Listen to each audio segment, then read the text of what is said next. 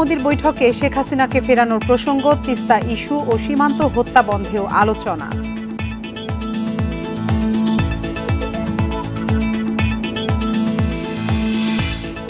নির্বাচনী সরকারের প্রধান এজেন্ডা, ব্যাংককে অধ্যাপক ইউনূস, রোহিঙ্গা সমস্যার স্থায়ী সমাধানে জোর।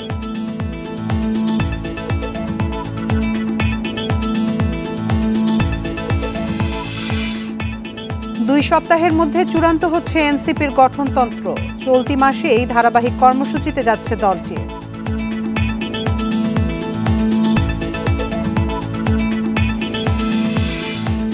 ঈদ উদযাপন শেষে রাজধানীতে ফিরতে শুরু করেছে নগরবাসী, সড়ক ও নৌপথে নির্বিঘ্ন যাত্রায় স্বস্তি।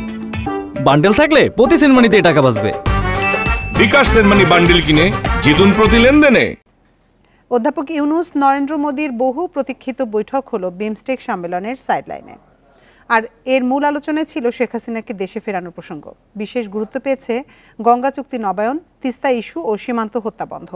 বৈঠক শেষে এসব কথা গণমাধ্যমকে জানান প্রধান উপদেষ্টার প্রেস সচিব শফিকুল আলম। থাইল্যান্ডের ব্যাংককে বহু প্রতীক্ষিত ইউনূস মোদি শীর্ষ বৈঠক। বিমস্টেক সম্মেলনের সাইডলাইনে আলোচনায় বসেন দুই সরকার প্রধান। এতে উঠে আসে দুই দেশের স্বার্থ সংশ্লিষ্ট নানা প্রসঙ্গ।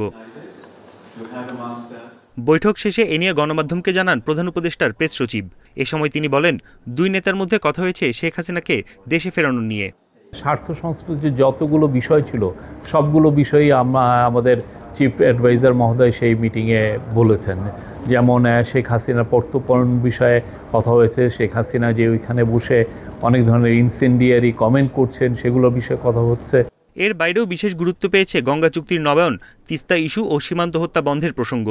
বর্ডার কিলিং নিয়ে কথা হয়েছে। আমাদের দুই দেশের মধ্যে যে গাঞ্জেস ওয়াটার ট্রিটিটা আপনি জানেন যে নতুন করে এটার এক্সপায়ার হয়েছে, নতুন করে ট্রিটিটা হওয়ার আবার কথা হচ্ছে, এবং তিস্তা ওয়াটার, এগুলো সবগুলো নিয়েই কথাবার্তা হয়েছে।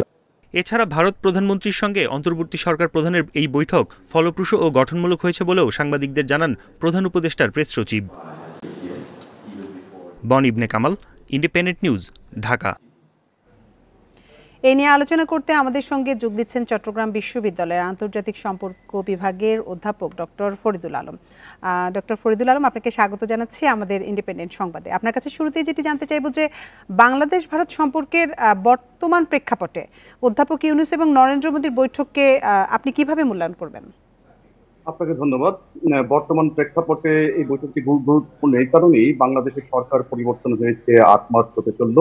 এই 8 মাসের মধ্যে বাংলাদেশের পক্ষ থেকে ভারতের সাথে বেশ কয়েকবার অ্যাপ্রোচ করা হয়েছে যেন দুই সরকার প্রধানের মধ্যে বৈঠকটি হয়। গত সেপ্টেম্বর মাসেও আমাদের পক্ষ থেকে নরেন্দ্র মোদীকে আহ্বান করা হয়েছিল জাতিসংঘে। যখন আমাদের মাননীয় প্রধান উপদেষ্টা গিয়েছিলেন তখনও কিন্তু ভারতের পক্ষ থেকে সেরকম ভাবে আগ্রহ প্রকাশ করা হয়নি। কিন্তু এই 8 মাসের মধ্যে জল অনেক দূর গড়িয়েছে এবং দুই দেশের মধ্যে সম্পর্কের মধ্যে আমরা যেটা দেখেছি যে এক ধরনের উত্তেজনা বিরাজ করেছে। অনেকগুলো আপনার পেন্ডিং ইস্যুর মধ্যে নতুন কিছু ইস্যু এখানে বিরাজ করেছে, যেমন তিস্তা নিয়ে বাংলাদেশের মধ্যে একটা যে ব্যাপক একটি তিস্তার পানির চুক্তির বিষয়ে একটি জনগণের দিক থেকে একটি চাপ রয়েছে, সেটি একটি যেমন রয়েছে। আবার মাঝখানের সময়গুলোতে সীমান্তে বেশ কিছু উত্তেজনা বিরাজ করেছে।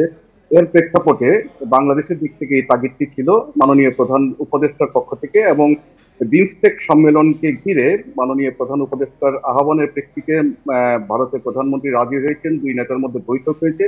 এই বৈঠকে যেমনটি বলা হলো যে তিস্তা চুক্তি, গঙ্গার পানি চুক্তি নবায়ন সহ সীমান্ত হত্যা এবং বিগত সরকারের প্রধান তিনি ভারতে অবস্থান করছেন তাকে বাংলাদেশে ফেরত আনার বিষয়েও আমাদের সরকার প্রধানের দিক থেকে যে বিষয়গুলো বলা হয়েছে সেই বিষয়গুলো ভারত মনোযোগের সাথে শুনেছে।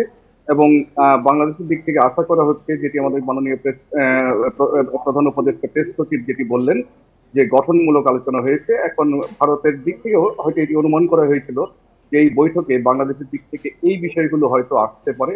এটি নিয়ে ভারতের মধ্যে এক ধরনের প্রিপেয়ারনেস সৃষ্টি আসছে যে ভারত আগামী দিনগুলোতে কিভাবে এগোবে। এটি নিয়ে ভারতের প্রধানমন্ত্রী মাননীয় প্রধান উপদেষ্টা কি জবাব দিয়েছেন সেটি এখনো স্পষ্ট নয়, হয়তো আরো কিছু সময় গেলে বিষয়গুলো জানা যাবে। কিন্তু নিশ্চয়ই ভারত চিন্তা করবে, বাংলাদেশ তার নিকটতর প্রতিবেশী, বাংলাদেশের সাথে ভারতের অনেকগুলো কৌশলগত স্বার্থের বিষয় রয়েছে। এগুলোকে যদি ভারতের জাতীয় স্বার্থের প্রয়োজনে মেনটেন করতে হয় তাহলে বাংলাদেশ সরকারের কিছু দাবি দেওয়া যেগুলো আছে এগুলো ভারতের দিক থেকে ইতিবাচকভাবে মেনে নিতে হবে। কেননা বাংলাদেশের মাঝখানে বাফার তাদের সেভেন সিস্টার্স রয়েছে, সেখানে একটি উত্তেজনা, চায়নার সাথে ভারতের একটি অনেক দিনের একটি উত্তেজনার সম্পর্ক রয়েছে।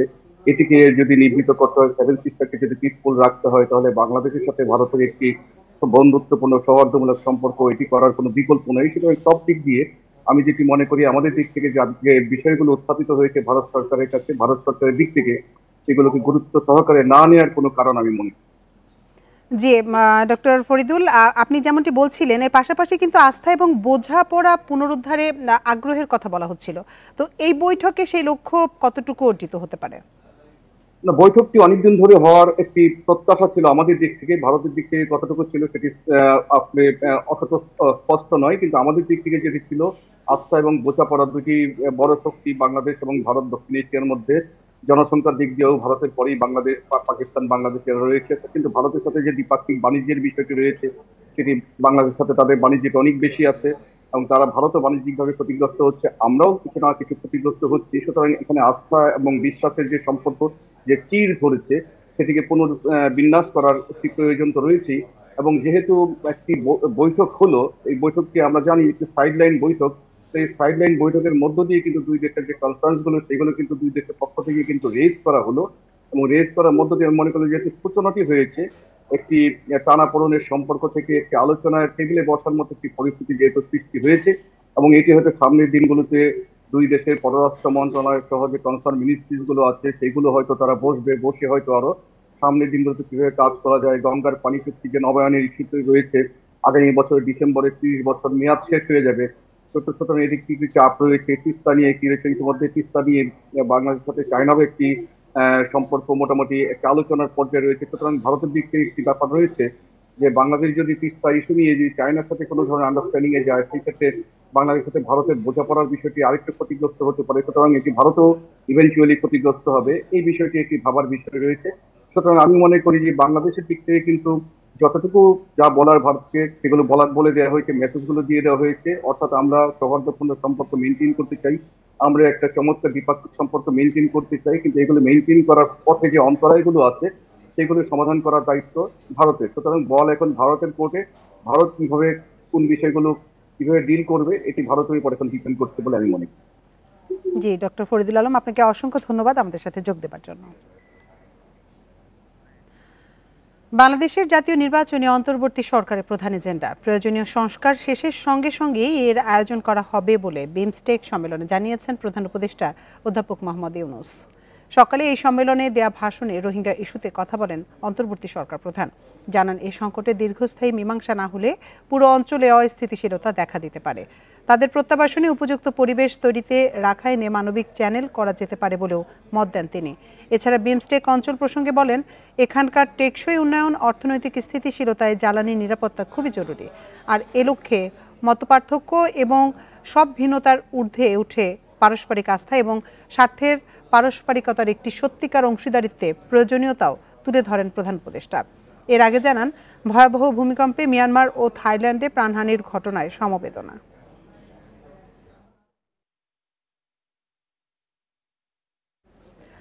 আগামী 2 সপ্তাহের মধ্যে জাতীয় নাগরিক পার্টি এনসিপির গঠনতন্ত্র চূড়ান্ত হচ্ছে। চলতি মাস থেকেই বিভাগীয় ও জেলায় জেলায় সমাবেশের মতো ধারাবাহিক কর্মসূচিতে যাচ্ছে নতুন দলটি।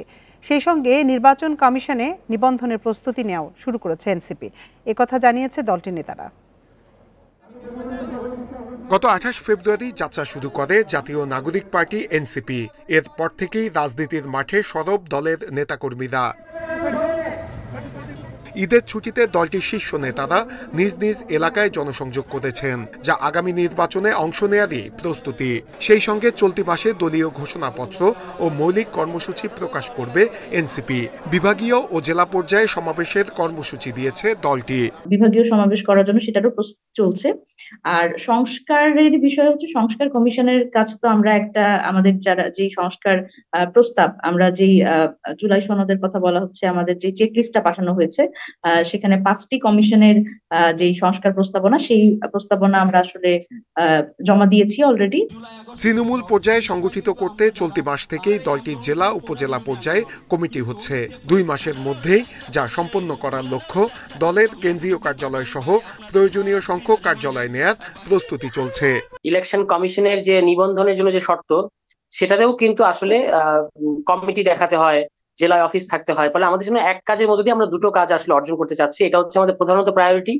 এর বাইরে আমাদের সদস্য ফর্ম হয়েছে, আমরা সেই সদস্য ফর্ম মানে সারা দেশে একটা সদস্য সংগ্রহ সপ্তাহ ঘোষণা করার একটা পরিকল্পনা আছে। বিশেষজ্ঞরা বলছেন নতুন দলে সব বয়সীদের আনতে হবে, তাহলে দলের আবেদন সব মহলে পৌঁছাবে। অন্যান্য পেশাজীবী, জেন্ডার এবং সকল বয়সের মানুষের কাছে পৌঁছার ব্যবস্থা করতে হবে। যদি মানুষের কাছে এটা মনে হয় যে শুধুমাত্র তরুণদের দল, তাহলে কিন্তু এটা মানে হয়তো বয়স্করা বা অন্যরা এটাকে কিন্তু মানে রিজেক্ট করতে, পরিত্যাগ করে ফেলতে পারে।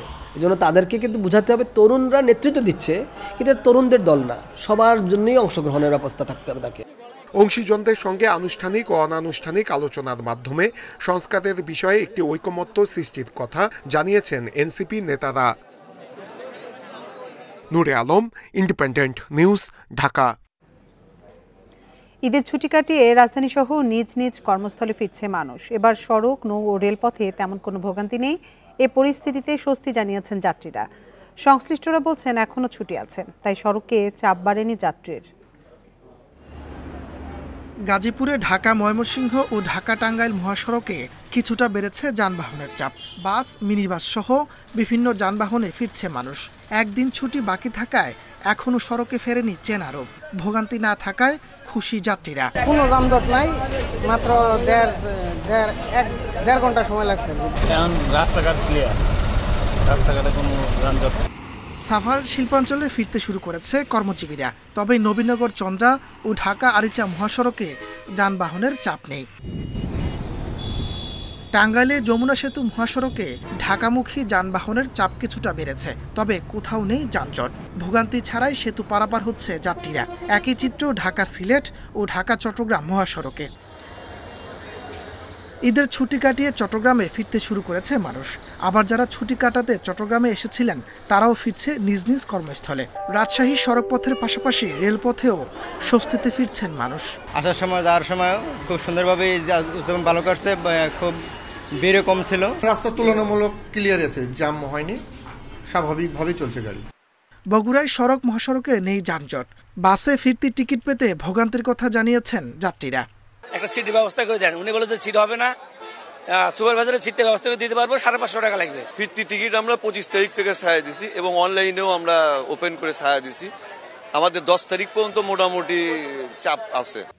এদিকে রাজবাড়ীর দৌলদিয়া পাটুরিয়া ফেরিঘাটে ঢাকামুখী যানবাহনের চাপ বেড়েছে। ফেরিও আছে পর্যাপ্ত, তাই ভোগান্তি ছাড়াই পারাপার হচ্ছে যানবাহন।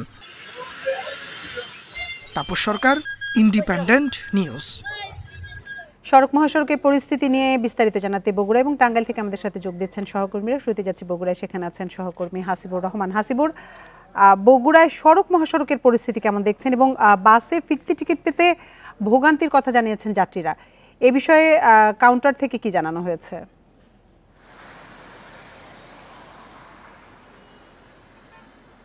আমি শেষের প্রশ্ন দিয়ে যদি শুরু করি, তাহলে ভোগান্তির বিষয়টি অনেকাংশেই ঠিক রয়েছে। বিশেষ করে যারা আগে টিকিট কাটেননি, এই যে যাওয়ার ফিরতি টিকিট, সেটি তারা অনেক ক্ষেত্রেই এখন পাচ্ছে না। বিশেষ করে আমি সকালবেলা শহরের সাতমাথা এলাকায় গিয়েছিলাম, সেখানে বেশ কয়েকটি কাউন্টার বন্ধ দেখেছি, আর যে একটি কাউন্টার খোলা ছিল সেখানেও আমি যারা যাত্রী তাদের একটা দীর্ঘ লাইন দেখেছি এবং সেই সব লাইন থেকে যাত্রীরা অভিযোগ করছিলেন যে তাদের 2-3 ঘন্টা করে দাঁড়িয়ে থাকতে হয়েছে, কোনো রকম টিকিট তারা সংগ্রহ করতে পারছে না। অন্যদিকে আমরা শহরের ঠনঠনি এলাকায় যে কোচ স্ট্যান্ডটি রয়েছে সেখানে এসেও দেখতে পেয়েছি যে দীর্ঘ সময় দাঁড়িয়ে থাকতে হচ্ছে যাত্রীদের, বিশেষ করে যারা আজকে বা আগামীকালের টিকিটের জন্য এসছেন তাদেরকে। আর অন্য যে বিষয়টি আপনি জানতে চাচ্ছিলেন, মহাসড়কের অবস্থা, সবগুলো মহাসড়কে যানবাহন চলাচল স্বাভাবিক রয়েছে, কিন্তু গাড়ির চাপ অত্যন্ত বেশি। আমি যে জায়গাটাতে দাঁড়িয়ে রয়েছি এটি বগুড়া শহরের একেবারে বলা যায় যে গুরুত্বপূর্ণ একটি এলাকা বনানী। এই বনানী এলাকা দিয়ে মূলত উত্তরাঞ্চলের অধিকাংশ যানবাহনই যাওয়া আসা করে এবং এই যানবাহনের পথটিতে সবচেয়ে এই মুহূর্তে বিপদ সংকুলন যে বিষয়টি নজরে এসছে সেটি হলো 3 হুইলারের উল্টো পথে চলা। সব এলাকাতেই আমরা দেখতে পাচ্ছি যে গাড়ি বা যানবাহন স্বাভাবিকভাবে চলাচল করলেও এই এলাকাটাই মূলত 3 হুইলারগুলো উল্টো পথে চলছে, যাত্রী যেখানে সেখানে বাস থেকে ওঠানো নামানো হচ্ছে। একই সাথে আমরা এটাও দেখতে পাচ্ছি যে এই এলাকাতে নিয়ন্ত্রণ করবার জন্য কোনো আইনশৃঙ্খলা রক্ষাকারী বাহিনীর সদস্যদের আমরা তেমন তৎপর দেখতে পাচ্ছি না এবং এটাকে ঝুঁকিপূর্ণ হিসেবেই বলছেন দূরপাল্লার দ্রুতগতি যে যানবাহনগুলো রয়েছে সেসবের চালকরা। সব মিলিয়ে এখন পর্যন্ত উত্তরাঞ্চলের সব এলাকায় যানবাহন চলাচল স্বাভাবিক রয়েছে। রয়েছে। গাড়ির চাপ বেশি থাকলেও তেমন দুর্ঘটনার কোনো খবর আমরা পাইনি, তবে উল্টো পথে চলার বিষয়টিকে নিয়ন্ত্রণ করা গেলে নিরাপদ যাত্রা হবে, এটি বলছেন সবাই। হাসিবুর, আপনি সাথেই থাকুন। এবার আমরা যেতে চাই টাঙ্গাইলে, সেখানে আছেন সহকর্মী মামুনুর রহমান। মামুনুর, টাঙ্গাইল মহাসড়কের পরিস্থিতি কেমন দেখছেন? সেখানে কোথাও যানজটের চিত্র চোখে পড়েছে কিনা? স্বজনদের সাথে ঈদের আনন্দ ভাগাভাগির পর মানুষ আবার নিজ নিজ কর্মস্থল রাজধানী ঢাকাতে ফিরতে শুরু করেছে। আর এতে করে ঢাকা টাঙ্গাইল যমুনা সেতু যে মহাসড়ক রয়েছে, এই মহাসড়কে যানবাহনের চাপ কিছুটা বেড়ে গিয়েছে। আমি এখন দাঁড়িয়ে আছি সদর উপজেলার দরুন নামক স্থানে। আমি যদি একটু দেখানোর চেষ্টা করি, রাজধানী মুখী যে লেনটা, সেই লেনে কিন্তু যানবাহনের চাপ বেশ বেড়েছে। একটি তথ্য দেই, গত 24 ঘন্টায় এই মহাসড়ক দিয়ে 22,348টি যানবাহন চলাচল করেছে। সাধারণত এই সড়ক দিয়ে 18 থেকে 20,000 যানবাহন চলাচল করে, এর মানে 2,500 থেকে 3,000 যানবাহন বেশি এসেছে গত 24 ঘন্টায়। আর আজ সকাল থেকে যেটা দেখছি, সেটা যানবাহনের চাপ কিন্তু আরো বেড়ে গিয়েছে এবং এটা সময় বাড়ার সাথে সাথে যানবাহনের চাপও কিন্তু অনেকটাই বেড়ে গিয়েছে। তো আমরা কথা বলেছিলাম এই সময় যাত্রীদের সাথে, তারা যেটা বলছে যে এই মহাসড়কে, আপনি জানেন যে ঢাকা টাঙ্গাইল যমুনা সেতু মহাসড়কে টাঙ্গাইলের অংশ প্রায় 65 কিলোমিটার।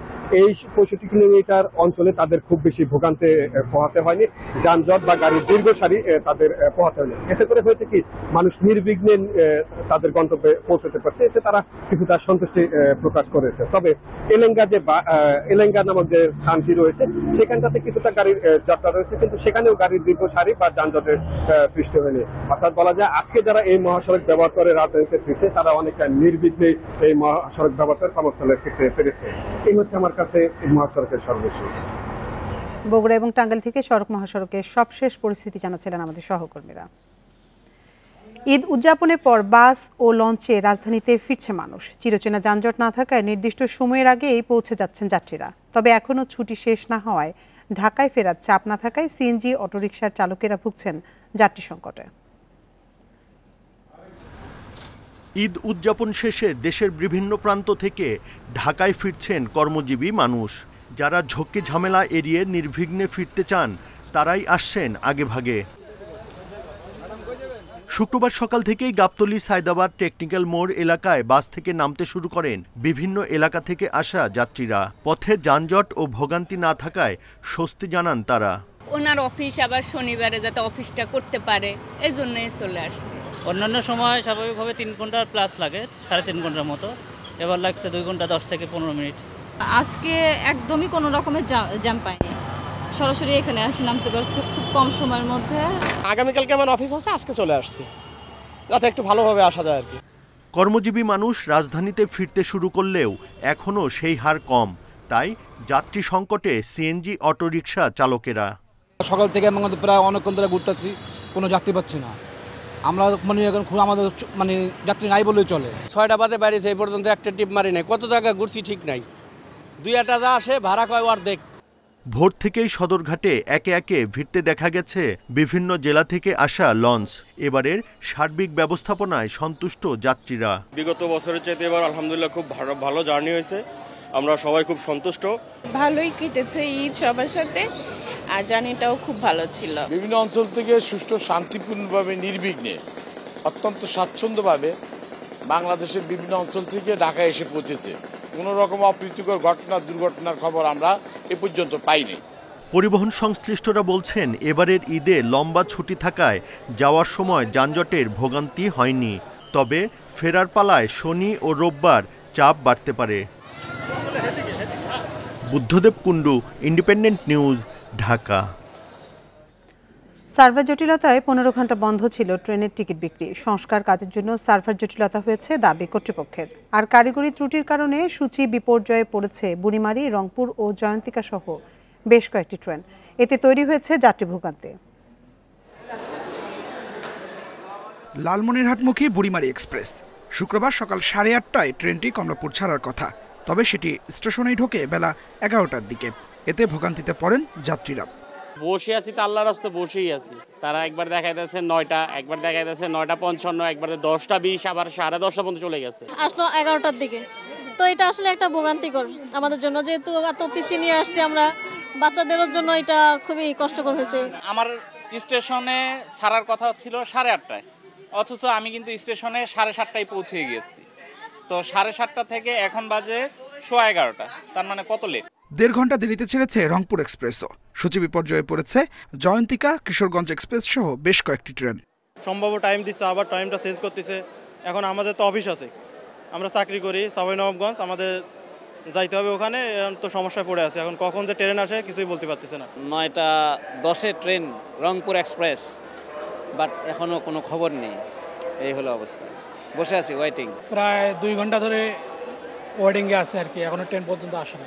এর আগে বৃহস্পতিবার রাত 8টা থেকে শুক্রবার বেলা 11টা পর্যন্ত বন্ধ ছিল ট্রেনের টিকিট বিক্রির সার্ভার। এ সময় টিকিট পাননি যাত্রীরা। আর সূচি বিপর্যয়ের পেছনে কারিগরি ত্রুটির কথা বলছে কর্তৃপক্ষ। বিলম্বর কারণটা হলো আসলে ট্রেনগুলো ডাউনে যখন আসার পরে আমাদের স্টেশন থেকে আবার ওয়াশ ফিট হওয়ার পরে সেখানে কোচ অ্যাটাচিং ডিটাচিং হয়, অনেক সময় কোচ ড্যামেজ হয়। আর এই যে ওয়াশ ফিটে নেওয়ার ক্ষেত্রে আনার ক্ষেত্রে শান্টিং ইঞ্জিন ব্যবহার হয়, অনেক সময় শান্টিং ইঞ্জিনের সমস্যা থাকে। সব কিছু মিলাই আসলে ট্রেনগুলো লেট হচ্ছে। এদিকে শনিবার অতিরিক্ত ভিড়ের শঙ্কায় একদিন হাতে রেখেই রাজধানীতে ফিরেছেন অনেকে। তবে এবারের ঈদযাত্রা নিয়ে স্বস্তি ছিল সবার চোখে মুখে। ফিরতি পথেও মেলেনি তেমন অভিযোগ। পরিবারের জন্য আমি একদিন আগে চলে আসছি, আমার শনিবার থেকে ডিউটি আছে, এই জন্য আর কি পরিবার নিয়ে কোনো চাপে না পড়তে পারি। ছুটি আরও ছিল, কিন্তু টিকিট না পাওয়ার কারণে আগে চলে আসছে। পরিবারকে ছেড়ে আসতে অনেক কষ্ট হচ্ছে। আমার বাচ্চাটা অনেক কান্নাকাটি করছে, মানে দাদাবাড়ি ঈদ করছে, অনেক ভালো লাগছে আর কি। শুক্রবার সারাদিনে যাতায়াত করবে আন্তনগর ও কমিউটার মিলে প্রায় 70 জোড়া ট্রেন।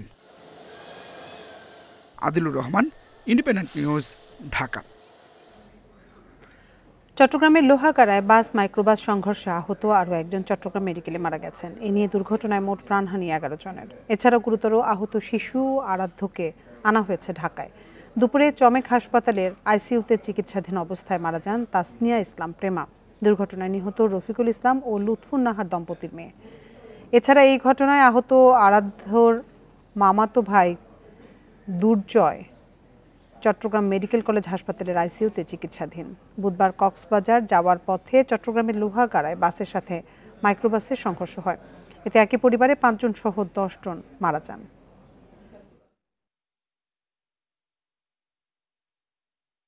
পা দুটো তো হয়ে গেছে, ফ্র্যাকচার হয়েছে, মাথায়ও আঘাত লেগেছে, সেজন্য ওখানে স্কয়ার হসপিটালে নিয়ে যাওয়ার জন্য কাজ চলছে।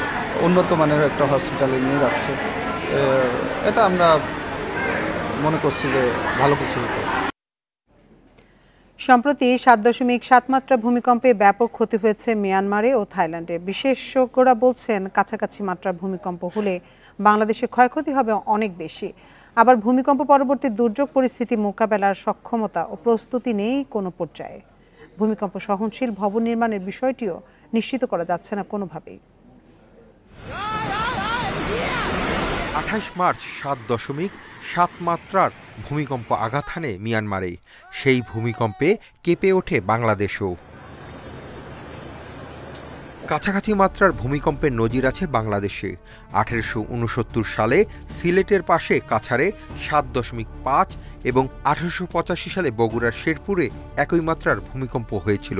এই দুই ভূমিকম্পের উৎপত্তি স্থলও ছিল ঢাকার 150 থেকে 180 কিলোমিটারের মধ্যে।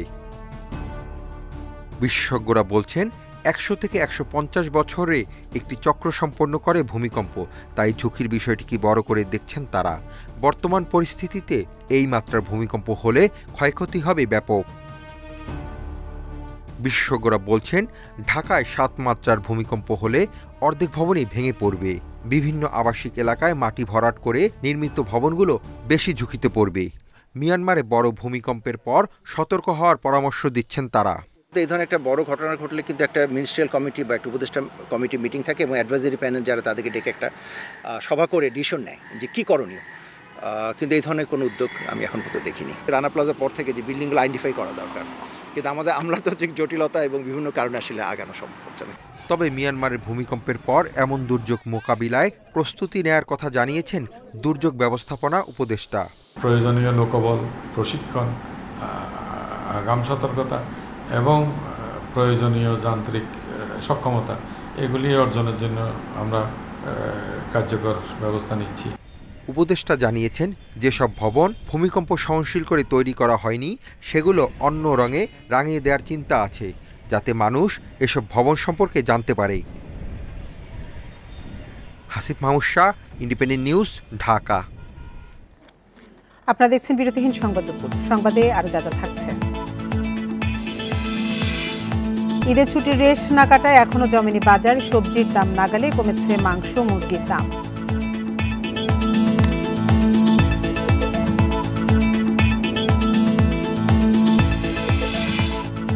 গরমে হাঁসফাঁস সারা দেশে, পঞ্চগড়ের দিনে গরম, রাতে কুয়াশা, হিমালয়ের পাদদেশে হওয়াই কারণ।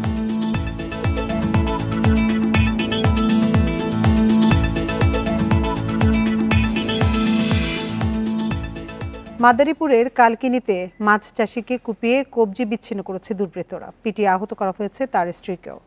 ভোরে উপজেলার দিনচর গ্রামে এ ঘটনা ঘটে। স্থানীয়রা জানায়, একদল দুর্বৃত্ত মাছ চাষি ইউনুস সর্দারের ঘরের জানালা ভেঙে ভেতরে প্রবেশ করে। এ সময় ধারালো অস্ত্র দিয়ে ইউনুসকে আঘাত করে, এতে তার হাত বিচ্ছিন্ন হয়ে যায়।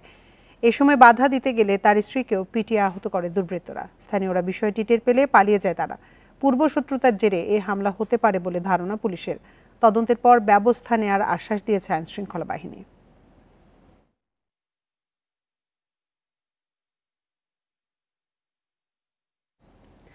ঈদের ছুটির রেস্ট না কাটায় রাজধানী বাজারে এখনও জমে ওঠেনি বেচাকেনা। নিত্যপণ্যের দামে ফিরেছে স্বস্তি, কমেছে শাকসবজি থেকে শুরু করে মাংসের দাম। সয়াবিন তেলও মিলছে আগের দামেই, তবে সরবরাহ কম থাকায় চড়া মাছের বাজার। ঈদের পর প্রথম শুক্রবার, রাজধানীতে এখনও কাটেনি ছুটির রেশ। বেশিরভাগ বাজারে তাই ক্রেতা কম, জমে ওঠেনি বেচাকেনাও। তারপরও বাজারে রয়েছে স্বস্তি, নাগালের মধ্যেই অধিকাংশ সবজির দাম। শিম, টমেটো, করলার কেজি 30 থেকে 50 টাকা, বেগুন 60, কাঁচামরিচ মিলছে 50 টাকা কেজিতে। ভেন্ডি কিনলাম 40 টাকা, এটা মোটামুটি ঠিক আছে। এইভাবে যদি থাকে, রোজার মাসেও এরকম ছিল, এখনও ঈদের পরেও এরকমই আছে, তো এটা যেন এই ধারাবাহিক বজায় রাখে। সিম 40 টাকা কেজি, আপনি কল্পনা করো তো। এই যে এই ধন্যপাতা এক আটি নিচে 50 টাকা, এই এক আটি ধন্যপাতা 10 টাকা। চাহিদা কমায় মুরগির দামও কম। গত সপ্তাহের তুলনায় 20 টাকা কমে ব্রয়লার মুরগি বিক্রি হচ্ছে 190 থেকে 200 টাকা কেজিতে। সোনালির কেজি 250। বাজারে মানুষের তাই কম, একবারে কম। বর্তমানে মুরগি 240 টাকা 50 টাকা কেজি সোনালি। আরো কম হবে, লোকজন যেহেতু আসলে পারে। গরুর মাংস মিলছে আগের মতোই 700 থেকে 750 টাকা কেজিতে, তবে সরবরাহ কম থাকায় বাড়তি মাছের দাম। গত সপ্তাহে উৎপাদক সমিতি ভোজ্য তেলের দাম বাড়ানোর ঘোষণা দিলেও বিক্রি হচ্ছে আগের দামেই। সয়াবিন বিক্রি হচ্ছে 175 টাকা লিটারে। Shahid Ahmed, independent news, Dhaka. সূর্যের খরতাপে হাঁসফাঁস সারা দেশ, প্রকৃতিতে গ্রীষ্মের বারতা। তবে চৈত্রের কাঠফাটা রোদের মধ্যেই হিমেল হাওয়া আর কুয়াশায় ডুবে থাকছে সর্ব উত্তরের জেলা পঞ্চগড়। দিনজুড়ে গরমের তীব্রতা, তবে সন্ধ্যা নামলেই উল্টে যায় দৃশ্যপট, নামে শীতের আমেজ। হিমালয়ের পাদদেশে হওয়াই এর কারণ বলছে আবহাওয়া অধিদপ্তর। প্রতি শীতেই উত্তরবঙ্গের জেলা পঞ্চগড়ের তাপমাত্রা নামে হিমাঙ্কের কাছাকাছি। শীতকালও অন্য এলাকার তুলনায় দীর্ঘস্থায়ী হয়। ফেব্রুয়ারিতে শীত পেরিয়ে বসন্ত আসলেও পঞ্চগড়ে মার্চের আগে তেমন গরম অনুভব হয় না। এবার বসন্তের শেষেও সূর্য পশ্চিমে গড়ালেই মিলছে শীতের আমেজ। চৈত্রের মাঝামাঝিতেও তেঁতুলিয়া সহ পঞ্চগড়ের বিভিন্ন এলাকায় সর্বনিম্ন তাপমাত্রা 16 থেকে 19 ডিগ্রি সেলসিয়াস। শীতের অনুভূতির সাথে ভোরে মিলছে ঘন কুয়াশার দেখা। কুয়াশার কারণে ঘন বাতাস, ঠান্ডা লাগতেছে, আর গাছের নিচে দাঁড়ালে টপ টপ টপ টপ করে পানির মতো পড়তেছে। ঘন কুয়াশার কারণে 10-15 হাত দূরে কিছু দেখা যায় না। আবহাওয়া অফিস বলছে, এই এলাকায় দীর্ঘদিন বৃষ্টি না হয় বাতাসের আর্দ্রতা ও জলীয় বাষ্পের পরিমাণ কমে তাপমাত্রা এখনও বাড়েনি। ধূলিকণার পরিমাণটা বেশি হওয়ার কারণেই কুয়াশাটা বেশি হয়েছে এবং জলীয় বাষ্পের পরিমাণ অর্থাৎ বাতাসের আর্দ্রতাটাও অনেকটা কমে গেছে। এই আবহাওয়াটি মোটামুটি আর কয়েকদিন থাকার সম্ভাবনা রয়েছে। ভোর ও সন্ধ্যায় ঘন কুয়াশার কারণে হেডলাইট জ্বালিয়ে চলাচল করছে যানবাহন। Independent news. আর এই ছিল বিরতিহীন সংবাদ দুপুরের আজকের আয়োজনে। ইন্ডিপেন্ডেন্ট টেলিভিশনের সব খবরের বিস্তারিত জানতে চোখ রাখুন ফেসবুক, ইউটিউব এবং এক্সে। এতক্ষণ সাথে থাকার জন্য ধন্যবাদ সবাইকে।